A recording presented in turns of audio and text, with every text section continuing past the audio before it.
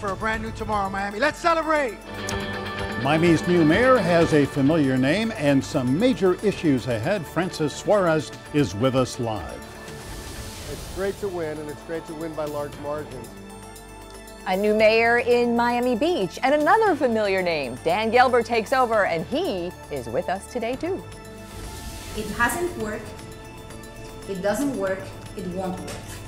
Cuba objects to tough new rules from Washington that will make it harder for Americans to travel and do business on the island.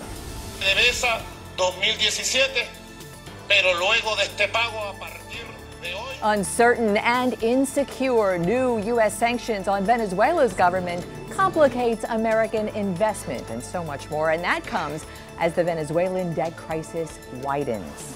Good morning. Glad you could join us. We begin with a new day, politically speaking, in two of South Florida's signature cities, Miami and Miami Beach. The suns also rise. Both cities have new mayors whose fathers had served as mayors, and both face looming issues everyone in South Florida will recognize.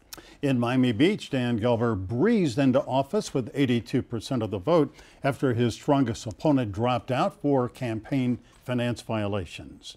And in Miami, Francis Suarez won with 86% of the vote without any major opposition.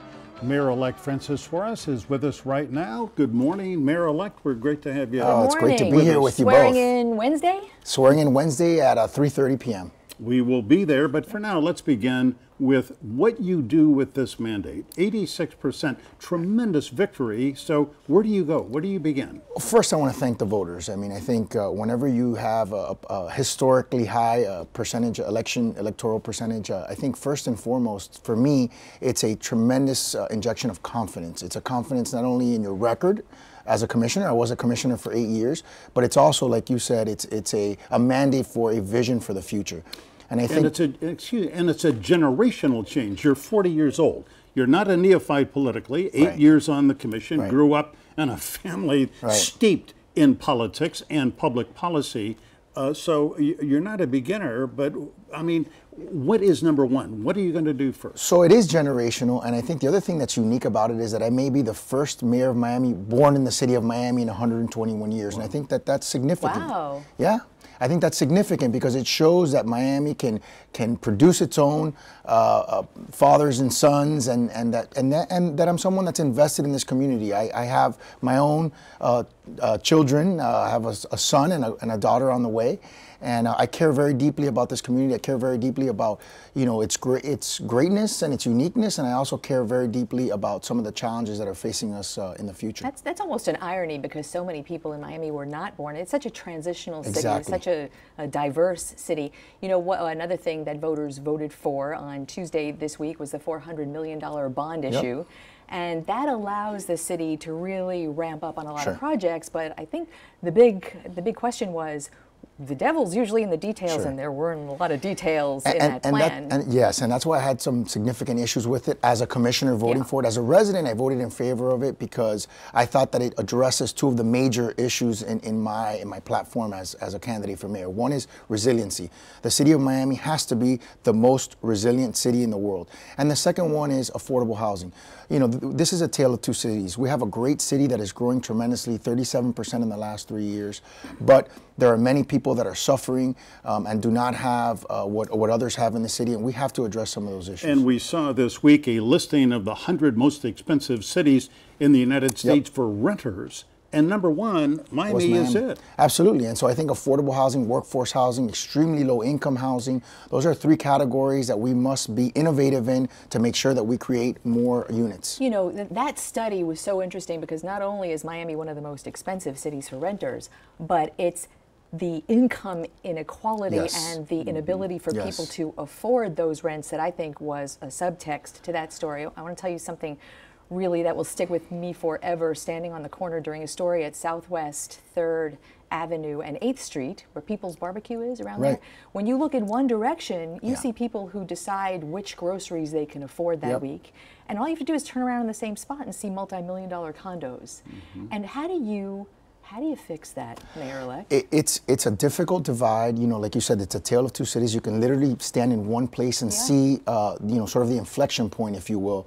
And I think the only way you do it is by leading. I mean, you have to be a mayor that's courageous. You have to be a mayor that is in the neighborhoods, and you have to be someone that tries to bridge the gap by. I have an opportunity to meet with all kinds of people, and I think my job is going to be to create a conscientiousness on all the people in one segment of our society, that there is another segment of our society that needs their help. Let's talk about a nitty-gritty project under discussion for as long as I can remember, and that is a tunnel underneath the Miami River on Brickell Avenue. That bridge causes just untold mayhem and chaos. I mean, you want the river traffic. It has to simply go on. But do you favor a tunnel, and how would that happen? I do. I proposed it, and the reason why is for two reasons. The first reason is we're denser than we've ever been. I mean, when it was proposed in the past, we didn't have the kind of densities that we have now. So, and the second reason is that we've done some major tunnels before. They had not been done, so the technology, the feasibility is there, and certainly we have to do it in a way that is not going to create more problems. And we see this with a lot of construction projects, that they kind of create more problems than the solution.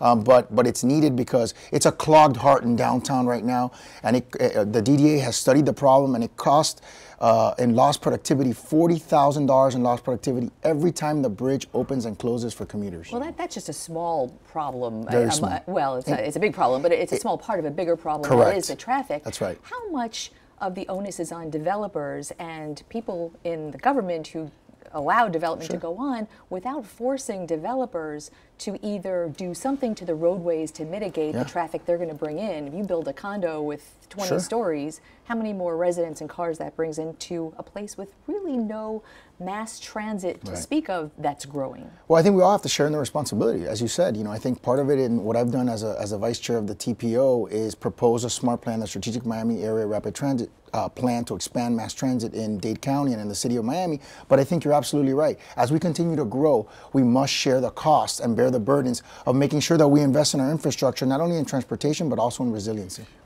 Mr. Mayor, like you have spoken on Tuesday night, I was there when you gave your victory speech, and you said, look, we're not a Democratic city, we're not Republicans, we're Miamians. We have to come together. And then this same week, we learned, and Glenna did some great reporting on this, that 6 firefighters put a noose over the photograph that had been defaced of a black fire lieutenant. I mean, this was about as ugly as it can get. The fire chief, I think, rightly just condemned it. Absolutely. But how do you address this kind of problem? Well, it's unacceptable to begin with. And I think what's important, one of the things that I've learned in my career is that you have to be very clear as to what is acceptable and unacceptable. So I think it was, like as you said, I think it was important that the fire chief immediately condemned that kind of action. And I think there's got to be a zero tolerance policy for that. I mean, we are a very inclusive city, we're a diverse city, and that's part of our strength as a people. And so that kind of behavior is not going to be tolerated under my administration. Under the bond issue, there not a large portion of it, $7 million, goes to public safety, fire, police. Talk about the police department. This week, the police union put out what we discussed a little bit before the show, that the city owes back pension pay of $213 million. I have not vetted that number. Is this a legitimate claim? And in a budget for the city of Miami, that's quite the That's a significant. That's huge. I mean, it would be more than what we have in reserves. When I arrived in 2009 in November, we were facing bankruptcy. We implemented a very unusual procedure called financial urgency, which we used to reduce pension and pay at the time and balance our budget. The labor union sued the city, and the Florida Supreme Court agreed with them that the process was not properly followed. And so it is definitely something that I'm unfortunately inheriting, and I'm going to have to face it head on, just like any other issue that we have in the city. Any ideas how? By sitting at the table with them. We're partners. I mean, at the end of the day, the city of Miami is doing phenomenally well. We have 160 million in reserves. We had 13 when I arrived, but if we had a $200 million payout, we would be bankrupt again. So we have to deal with it fairly for the residents and for our employees. There is one undecided city commission race in the city of Miami. In District 3, it's a runoff between Joe Carollo, former mayor, and Alfie Leon. Are you favoring one candidate or the other? I'm not. When I ran in 2009, I was the only race that went into a runoff, if you remember, and I got elected by a very narrow race. And the mayor-elect at that time weigh in on that race.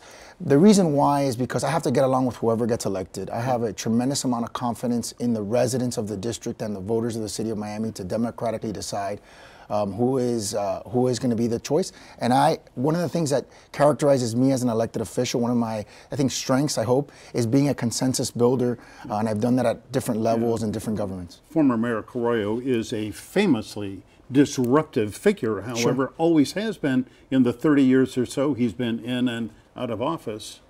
Well, Big challenge. You know, his brother was my colleague for 8 years, Frank Carollo. We got along very well. We actually took a lot of, we made a lot of effort not to fall into the sort of Carollo Suarez. Hatfields and McCoys, exactly. Carollo Suarez. And you know, what's interesting, at the end of the 8 years, you know, he decided not to run against me, and he actually endorsed my candidacy. So we got along.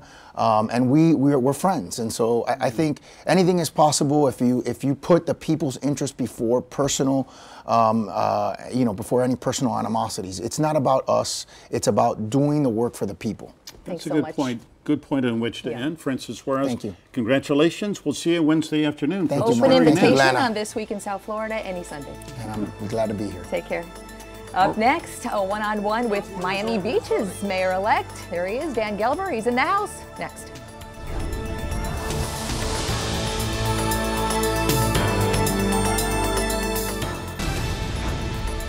Miami Beach may not be South Florida's biggest city, but it is arguably one of the most important in terms of bringing in tourist and development money and on the front lines of regional issues like sea level rise. City voters on Tuesday elected Dan Gelber to be the mayor by an overwhelming margin and absent any strong opposition, but I think he may have won anyway. You did win. Congrats. Mayor-elect Gelber is a former federal prosecutor who served in the state legislature for a decade, and as you see, he is in the house this morning. Happy to be here. Thanks for having me. Too. Thanks. Yeah, congrats. Welcome. All right, so and tomorrow you're going to be sworn in by your father, Seymour. It is true. 98-year-old, my 98-year-old dad is going to administer the oath to me, and I'm really proud because he is my role model, and he actually was the mayor of Miami Beach in the 90s. Your family has deep roots in Miami Beach, and you know what was interesting is that you, as far as Miami Beach government goes, you were in state government. Miami Beach government, you've never been sort Correct. of like in the weeds as you were about to be now. I think probably people will look at the beach and look at the $500 million effort to raise streets and put pumps in and get the water out. And you are not wholly on board with that project, are you not? Well, I'm on board with addressing it. And actually, I credit Mayor Levine because a lot of folks would have kicked it down the road to the next commission, and he actually pushed the city to address it. I think the trick is for us to get it right. So I do want to challenge whatever our assumptions are, not because I think they're wrong, because honestly, I'm not an engineer and I'm not an expert in this subspecialty, certainly. But I want to make sure we have a critical path to figure out how to do it the right way, because these are decisions that we're going to live with forever. And I certainly don't want to be the former mayor who 20 years in the future forgets that he should have done something differently. I want to make sure we get it right. So are you proposing to bring in consultants to sort of study what has been done, to look down the road to the future? Yeah, our region is part of the 100 Resilient Cities, and they have about, from folks up in New York, and they have a whole slew of experts. And I want to bring in a group to sort of what's called a red team, to challenge our assumptions, to challenge our path, because I think whether they tell us we're doing it perfectly correct or whether they tell us we should rethink something, we need to know that now, because we're spending $500 million and we're doing things to our structure that we will live with forever. Is there something that you see now, for instance, it's the mayor right now says it's 15% done, yet the streets during King Tide are noticeably drier. However, there's talk of raising the streets, a real backlash from residents who've lived there for decades and what that might mean. And then there's been some serious flooding, and Irma showed that, and even prior to Irma, there was a storm where the streets flooded horribly. What are the details that you see are wrong? Well, remember, I'm not, listen, I'm a lawyer, okay, by trade. And about to be mayor. You know, and about to be mayor, but I can't substitute my judgment for experts. Sure. So I want to develop some experts who will, through a process by which they will challenge what we're doing. But for instance, the schedule, when you do the street level raising, that may not be, I mean, maybe something we reconsider. as to when we do it, because a lot of the reasons why there's not flooding in some places now is we're not raising them for the next year or two. We're raising them because in 10 or 15 or longer, it's going to be a problem based on projection. So I want to challenge ourselves to make sure we're getting it done right. Yeah. Dan, obviously on Tuesday, Miami Beach voters said no to stopping serving drinks at 2 a.m. on Ocean Drive. They can be served now, as they were before, till 5 a.m. But, you know, the larger issue, and I heard you say this Tuesday night, it's just not Ocean Drive. It is rowdy, drunken behavior and criminal behavior in all of South Beach. What is your plan? Well, first of all, I want to enhance our community policing everywhere. It's not just an Ocean Drive or a liquor problem. It's a policing problem. It's code enforcement. It's a lot of different issues that are all interrelated. I don't think our citizens said, Ocean Drive is great, we're happy with it when they voted no. I think everybody believes it's unacceptable. I believe it's unacceptable. And we're going to the way it's operating now? The way it's operating right now. And everything is on the table for me. I think they rejected a very brittle solution that they didn't think was a silver bullet, and it wasn't, and I didn't think it was either. But it may be part of a solution down the road. I think everything's on the table. Ocean Drive is unacceptable right now. How did it get unacceptable? Are you ready to say that? Oh yeah, well I think what's happened is that crime has settled in, drug dealing has settled in, and some of the folks, you know, the operators, some of the operators are really handling themselves very poorly. They're, you know, not all of them. Some of them are terrific, but some of them are not. And those operators have to be chased off of Ocean Drive because people get ripped off, people get pushed around by some of these folks, and I don't want that to happen. Yeah. And I think I remember Ocean Drive. You all remember it. 5, 10 years ago, it was much different. And it can be that again, and it's up to us to make that happen. I frankly, from a personal point of view, I used to go to Ocean Drive, used to love having dinner, you know, at one of the restaurants there. If an out-of-town visitor comes and says, I want to see Ocean Drive, I'll take them to Ocean Drive, but otherwise Lincoln Road is where I would prefer to go. Listen, because it's getting, you know, Bourbon Street in New Orleans is a tawdry, sleazy place. And I don't want to see... Some say. No, I say. But by the way, and it can't be that kind of bizarre. And I lived on Ocean Drive in the 80s and the early 90s, and my friends would come visit, and we'd go to have a drink or to a restaurant. And the iconic boulevard of our region, not just our city, cannot be what it has become. And I am fully committed, and I think my colleagues are fully committed to doing whatever we need to do. We're not going to balance public safety with anything. Yeah, Dan, last year it was discovered that a con man had hacked into the city's bank accounts, got away with several $100,000, and there was very loose. I'm sorry, how much? Millions. Millions, excuse me. Millions of dollars. And there had been just, you know, woeful financial oversight. They hadn't balanced the accounts. Are you confident now that the repairs have been made so that there is better oversight of the city's finances? Well, I think they certainly fixed the last problem, but that's not the issue. The issue is what kind of oversight do you have? And one thing I want to do, and I think my commissioners who serve when they want to do it as well, is put an inspector general in Miami Beach City Hall, an independent one, not somebody that reports to the manager or even to the mayor and commission, but an independent inspector general, much like the county has in Mary Cagle, who will look at those kinds of fraud, waste, and abuse issues. So instead of fixing a problem that balloons and blows up, we are looking forward to solving those problems before they even happen. And I'd like to see that happen. I think it's a mature, thoughtful, self-governance kind of approach, an integrity measure, and I think we'll be the first city to do it. The school system has it, but no city does, and the county has it. So I'd like to have a watchdog there looking over everybody's shoulder, including mine. And you've test run with this with the other commissioners, you said? Well, I think they've most of them have talked about it publicly, and the city flirted with the idea years ago, but just was unable to get it done.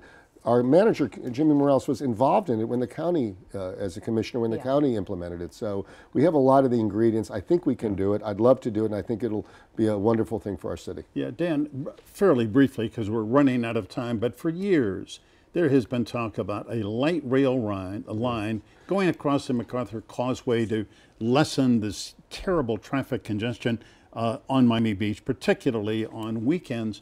Is that a non-starter now, or where does it stand with you? Well, listen, you know, a lot of these ideas, it depends what it looks like. You know, some ideas are terrific for mass transit, some are not. Some solve a problem from a decade ago and not the one in the future. So I got to see what it is, and I think we have to make sure it's the right fit. And we have so many parts, the city and the county. Mayor Suarez is going to be a wonderful mayor of Miami. We get along terrifically with Mayor Jimenez. So I think there's a lot of possibilities, but until you see what the plan looks like, I think it's premature to start saying I'm for it. One more quick issue before we have to go. The Miami Beach Convention Center, anyone who passes it sees it's being renovated. It's going to be bigger and better. The hotel that was supposed to be on the side of it built is still hugely controversial, not only with residents, but with planners who say that this convention center just can't succeed without a hotel. Where does that stand? Well, look, you want to make sure your convention center gets real conventioneers and not day travelers who just clog up our roads. And Convention Center Hotel will help that. But again, if it, you know, most of the ideas require, I think, 60% of our population to approve them. And so it's got to be something that's almost as good as sliced bread. And some of the ideas, like to get rid of the Jackie Gleason Theater, may not be able to accumulate that kind of support. So we need to do it, but we need to do it exactly the right way, and it's got to fit a sweet spot. Like sliced bread from Zach the Baker. Like Zach the Baker. There you go. Is he paying us for this promo? That was free. All right, Dan Gelber, thanks for coming in. Thanks for having me. We'll be there tomorrow when you get sworn in. Thank you. Thank you. All right, the Trump administration this week slapped more sanctions on current or former Venezuelan officials as that country deals with a growing debt crisis. A live report from Caracas is right after the break.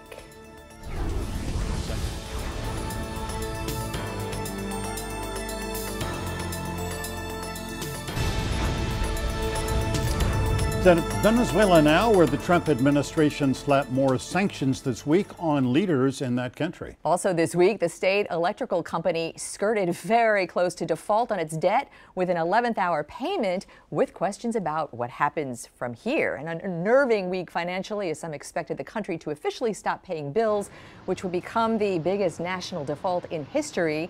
Right now, as you see, our colleague Cody Weddle joins us live from Caracas. Cody, talks begin tomorrow to restructure the debt in Venezuela.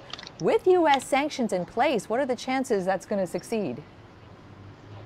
Good morning, Glenna. Good morning, Michael. Well, it appears that the chances for that succeeding for now are very slim. Actually, economists and analysts have now shifted their thinking to saying they don't think the government here actually has any intentions of restructuring its debt, as it has claimed, because it would be almost impossible with these current U.S. sanctions. Instead, they say their plan is to prepare for a default, and then when that default happens, just blame that default on the U.S. sanctions. And if that default were to happen, it would be the largest default, national default in history. It would obviously trigger a very long and drawn-out legal process internationally. This week, as you said, was a very all financial eyes were on Venezuela as two payments caused serious concerns, one that did arrive on time, another one that actually arrived late, and that caused the creditor in that relationship to say that the country had defaulted, but then the payment arrived.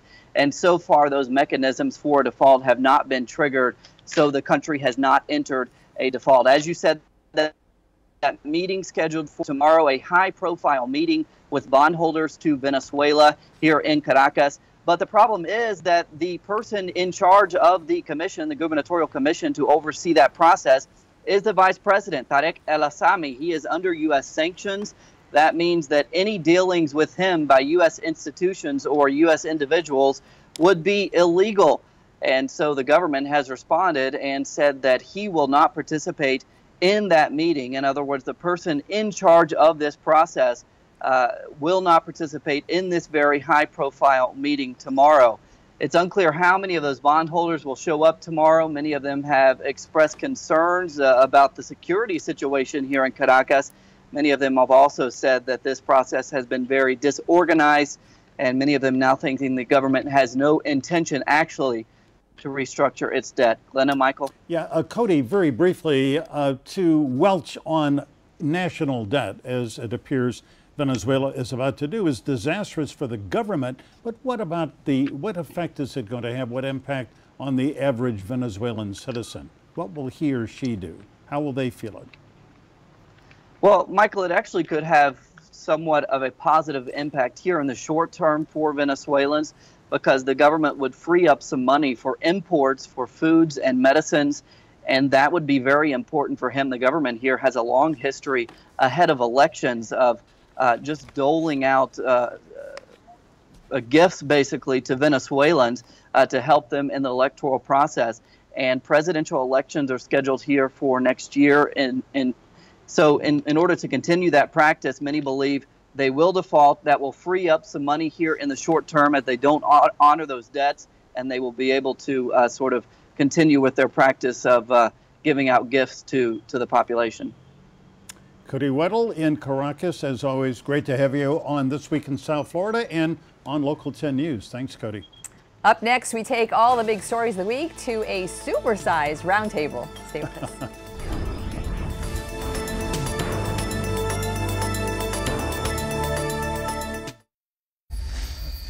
It is that time to take a deeper dive into the week's top news stories with our Powerhouse Roundtable. We have a good one for you today, and a big one. A few introductions first. Marlon Hill is an attorney with the Hamilton, Miller & Berthasell firm and past president of the Caribbean Bar Association. Patty Mazzei is the lead political reporter for the Miami Herald, soon to become Miami bureau chief at the New York Times. Ed Pozzoli is president of the Tripp Scott Law Firm in Fort Lauderdale. A happy man this morning, an influential voice in the Republican Party locally and in Washington.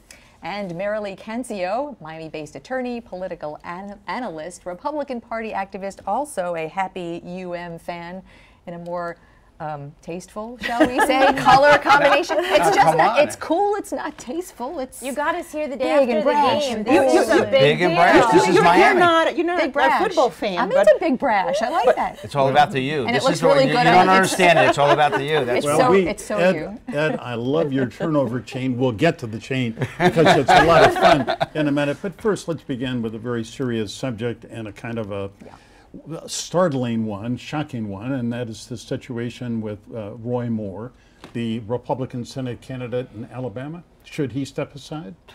Look, there's a couple things that we need to understand. First of all, these allegations are some 4 decades old. Now, they're serious enough that the voters of Alabama are going to get an opportunity to decide whether or not they believe them or not, because it's part of the political landscape now.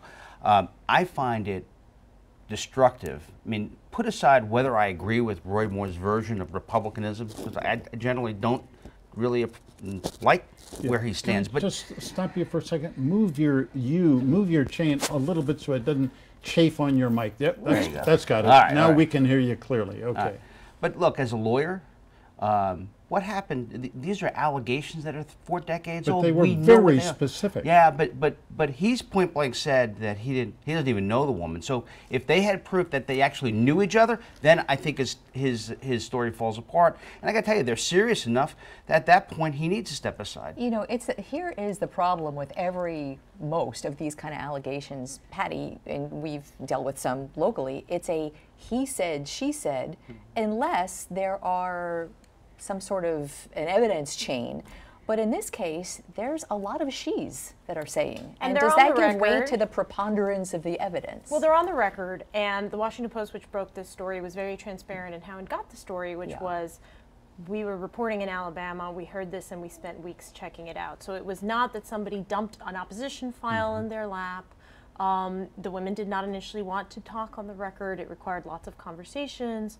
So this was not something like someone going out of their way to try to find a reporter to discuss this story.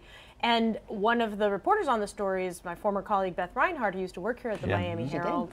And there's been, kind of a smear campaign against some of these reporters just for reporting this story. And I think that's concerning for, as a journalist, you lay out what you have, and no one was in the car with these 2 people, right? But gosh, they kind of bulletproofed their story as well as you possibly can in the newspaper business. Well, Houston, we have a problem, whether it's Houston or Alabama, because we're really stepping into the tension between politics over morality and ethics, right? So Judge Moore, if there's a smoking gun within this investigation, he's going to have a bigger problem. So he's going to remain on the ballot, right? Good for him.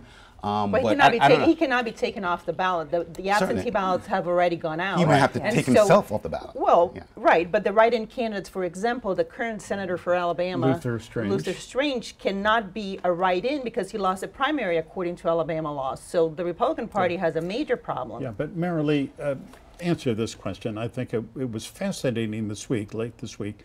Mitt Romney sent out a very strong tweet in which he said essentially, hey, it's not a criminal court standard of evidence. It is simply an election standard of evidence. And this guy is guilty and he should step down. He's unfit to be a member of the U.S. Senate. And I think a lot of his colleagues, Republican colleagues, may not accept him as a senator. But the voters of Alabama. How do you? I wouldn't embrace that person, Michael. Well, of course you wouldn't. I know you well enough to know you wouldn't in a second. But, Ed, when you think about Mitch McConnell and other distinguished members of the Senate, having to put up with or accept or embrace somebody who at least admitted that in his 30s he dated teenage girls and thought that was okay. The politics of it is that he is a hardcore religious conservative from Alabama. That's part of it. And so some of these allegations play to that core. And I think ultimately the voters of Alabama are going to decide on that piece of it. I will say that's the bigger problem. That's the bigger problem. But they will decide on that. And I'm not going to make any excuses if the behavior is reprehensible.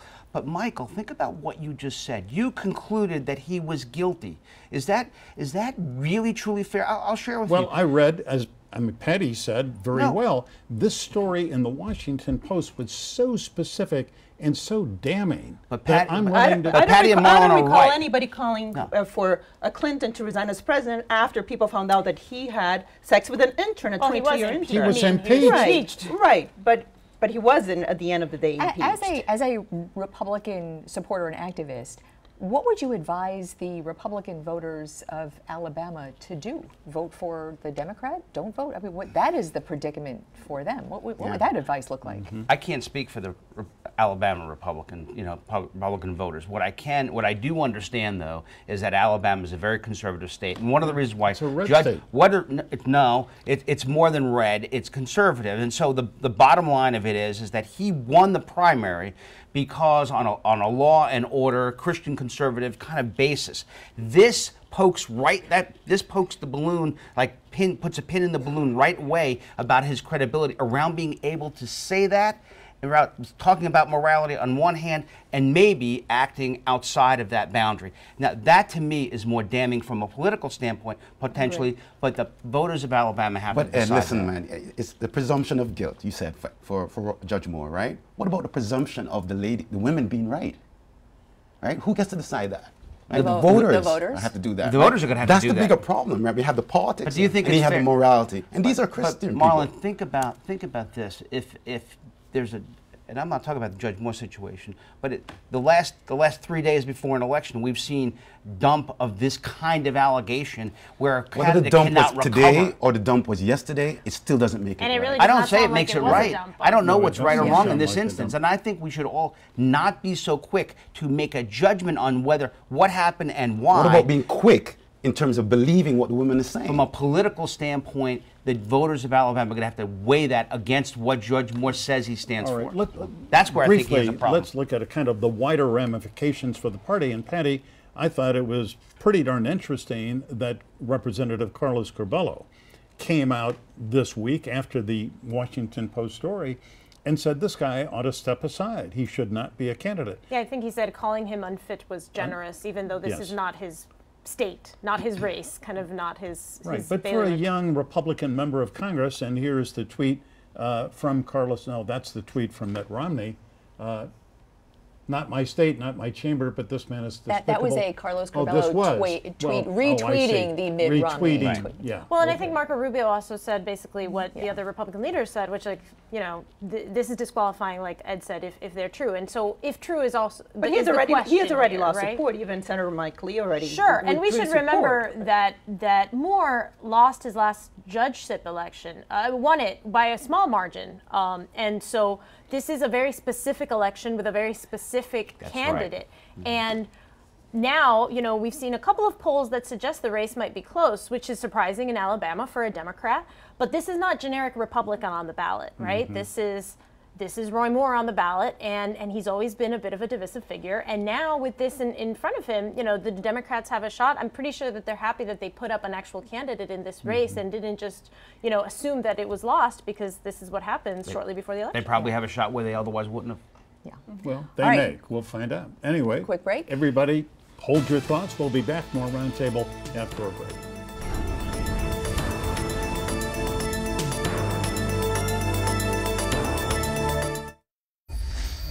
Welcome back, live in our studio this morning. A very lively and thoughtful, I think, roundtable. And let's go now to a really tragic story, which is the death of Sergeant LaDavid Johnson of Miami Gardens. And Marlon, late this week we learned that through the Washington Post, Miami Herald reporting, that not only he was captured and apparently may have been tortured, he was found with his hands tied and with a terrible wound in the back of his head. I mean, this story could not get any worse. Absolutely. We definitely deserve to have the truth and the full investigation, to have all the details. His family deserves it. The country deserves it. And beyond all the politics and the noise with regards to how he may or may not have been treated when he came back, we really deserve to have a full investigation complete. Well, the Army says it is going to investigate, and I'm confident, Ed, I mean, Marilee, everybody, I think we're going to find out.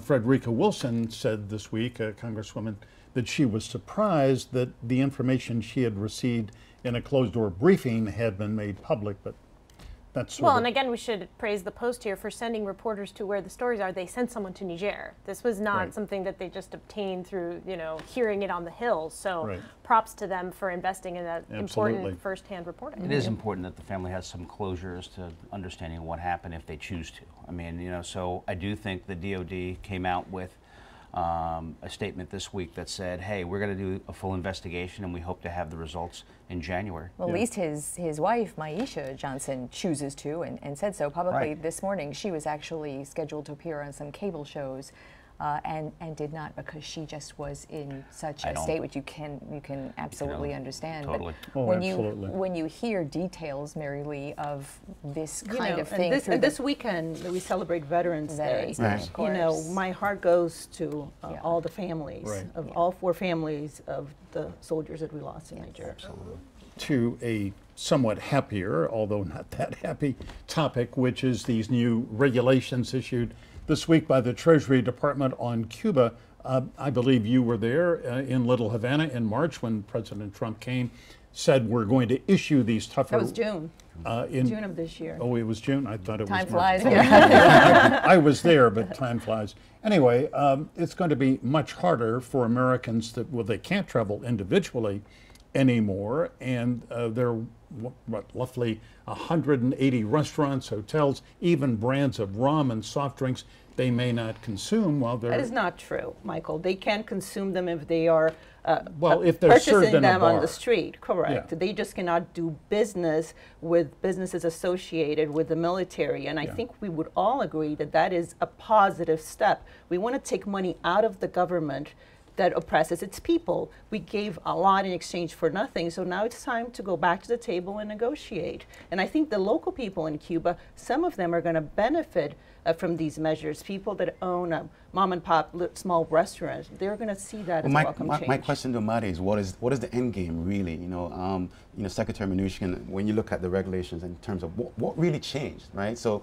yeah, I understand the intention of the policy. I'm not wanting to do business with the military, but what is the long-term strategy of our relationship with Cuba? You know, it all depends on the Cubans. It doesn't depend on the U.S. government. The Cubans need to come to the table and make the changes. It's not up to us. We are willing to open up and give concessions in exchange for something. We've seen more oppression since we gave those unilateral concessions. So it's time. I praise President Trump and his administration in what they've done. You know, my biggest question is, it's almost a rollback to a lot of the regulations that were in place before President Obama made the opening. But they weren't, Patty, really sticking in many ways. There was a lot of travel back and forth, especially Cuban Americans that we know, who, when they lived here, they towed the line, but then they showed up as visitors in Havana. How do you regulate that? Make sure it sticks? Well, they're still allowed to visit under family reunification categories. So the only category that was affected, and this is getting deep into the weeds, is individual people-to-people travel has tighter rules now. And actually, the local Miami Republicans in Congress have criticized the regulations. It's not going far enough, that the list of 180 companies is not extensive enough, they say. And I think this is where the crux of the problem is going to be. The State Department is going to be charged with maintaining this list of prohibited entities. And if you're not on the list, you can do business with them even if you have some sort of tie. But it's a living document. It is, but how hard is it going to be once the humans start changing? You know, the humans call this arbitrary. They say, like, this isn't really, I was there something that makes a lot of sense. You were there. With your chain? No. I was there in August with my mother-in-law, and we visited family. And with my family, no, I love her dearly. And honestly, it was a great experience for us to see, my kids to see, and she actually took us to various spots, and we got to hear stories that were rich in both culture and, honestly, oppression as part of that history. And I'll also share with you, we met with family who is still there, and what we did under Obama was not helping the Cuban people. It was helping the government. And that's where these new regulations come to try to cut and more finally get a better deal for the Cuban people on the ground as opposed to the military. That's been the big difference. Can I ask you a personal question about that? So when you were there with your family, visiting family, how careful were you about where you spent your money? I was pretty careful. I mean, to be honest, I was. But we were there under family, so we could pretty much do wherever we wanted. But here's the point. The point being is that ultimately someone like a niece of my mother-in-law's who is a retired teacher who is getting $13 a month from the government and a box of food that amounts to 4 or 6 ounces of chicken a month and some rice. I mean, this is not helping the Cuban people. And so we see it throughout. There's a set of 5 blocks in Havana where the cruise ships lets off that UNESCO funds have helped kind of spruce up. But when you get beyond that, when you get to other cities, it's pretty desperate. Yeah, I agree. Well, we have run out of time, and I'm sorry to say that we didn't get to the turnover chain, but Ed, as a UM graduate, and a very happy, and we're all happy. The Canes played such a great game last night, so good for us. Thank you, everybody. Thank you. Thank you. All right, let's move on. We're going to have some weather and then Glenna's perspective. That is a live look from Key West, Cam. More of this when we come right back.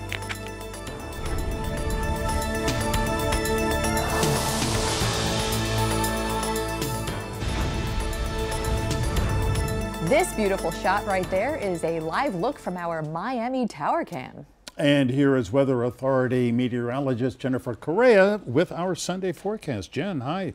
Hi, Michael. Hi, Glenna. Good afternoon, South Florida. We've had those spotty showers. Now the showers are right over parts of the Upper Keys, the 18-mile stretch. So basically between Card Sound and Key Largo, that's where we're seeing the showers at the moment. This is all thanks to a stationary front still over us, and it's helping to provide for a little bit of that moisture, enough to kick up those showers throughout today.